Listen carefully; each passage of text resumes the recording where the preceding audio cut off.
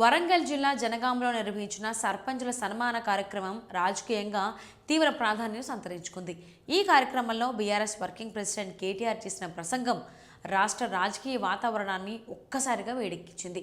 ప్రజాకవి కాళోజీ నారాయణరావు సిద్ధాంతాలను గుర్తు చేస్తూ కాలం వచ్చినప్పుడు కసిదీరా కాటేయాలే అనే మాటను ప్రస్తావించిన కేటీఆర్ ప్రజలు ఆ స్థాయికి సిద్ధంగా ఉన్నారని వ్యాఖ్యానించారు. ప్రజాస్వామ్యంలో సహనానికి కూడా ఒక హద్దు ఉంటుందని, ఆ హద్దు దాటితే ప్రజలే తగిన సమాధానం చెబుతారని ఆయన హెచ్చరించారు. ఈ సందర్భంగా బీఆర్ఎస్ పార్టీ చేసిన త్యాగాలు, నాయకత్వ పరిపక్వత గురించి మాట్లాడిన కేటీఆర్ పార్టీలో అప్పట్లో కీలక పాత్ర లేకపోయినా గౌరవం, విలువల కారణంగా కడియం శ్రీహరిని ఉప ముఖ్యమంత్రిని చేసిన ఘనత బీఆర్ఎస్దేనని గుర్తు చేశారు. అయితే అలాంటి పార్టీని వదిలి తన కుమార్తె రాజకీయ భవిష్యత్తు కోసం ద్రోహం చేసి రేవంత్ రెడ్డి వద్దకు వెళ్లారని కడియం శ్రీహరిపై తీవ్రంగా మండిపడ్డారు. ఇది వ్యక్తిగత ప్రయోజనాల కోసం చేసిన రాజకీయ ద్రోహమని వ్యాఖ్యానించారు. ముఖ్యమంత్రి రేవంత్ రెడ్డిపై కూడా కేటీఆర్ ఘాటు విమర్శలు చేశారు. రాష్ట్రానికి సంబంధించిన కనీస భౌగోళిక అవగాహన కూడా ముఖ్యమంత్రికి లేదని ఎద్దేవా చేశారు.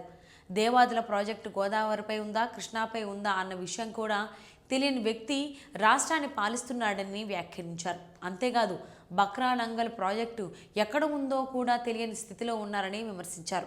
గత 2 ఏళ్ల పాలనలో రాష్ట్రానికి చేసిందేమీ లేదని, మాటల దాడులు, కోతలు, వివాదాలే తప్ప ప్రజలకు మేలు జరగలేదని ఆరోపించారు.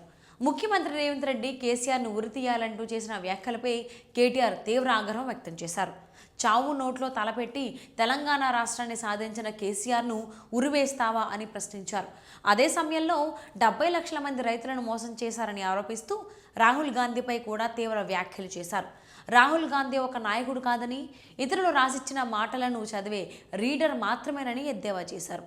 కాంగ్రెస్ పార్టీలో సీనియర్ నాయకులను పక్కన పెట్టి అడ్డదారిలో ముఖ్యమంత్రి అయిన రేవంత్ రెడ్డి అసెంబ్లీలోనూ బయట కూడా ఇష్టం వచ్చినట్లు మాట్లాడుతున్నారని విమర్శించారు. చివరకు తన గన్మెన్పై చేయి చేసుకునే స్థాయికి ముఖ్యమంత్రి దిగజారని, ఆయన ప్రవర్తన చూస్తే నియంత్రణ కోల్పోయినట్టుగా ఉందని వ్యాఖ్యానించారు.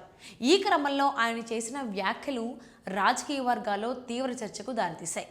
కేసీఆర్తో పోలిస్తే రేవంత్ రెడ్డి ఆయన కాలి గోటికి కూడా సరిపోడని కేటీఆర్ స్పష్టం చేశారు.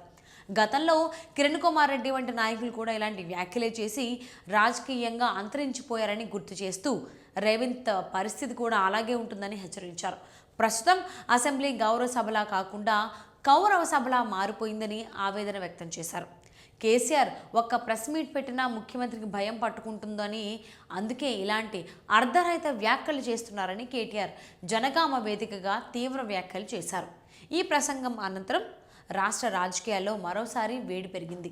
కేటీఆర్ వ్యాఖ్యలకు కాంగ్రెస్ నేతలు ఎలా స్పందిస్తారో, రానున్న రోజుల్లో రాజకీయ పరిణామాలు ఏ దిశగా వెళ్తాయో చూడాల్సి ఉందని రాజకీయ విశ్లేషకులు అభిప్రాయపడుతున్నారు.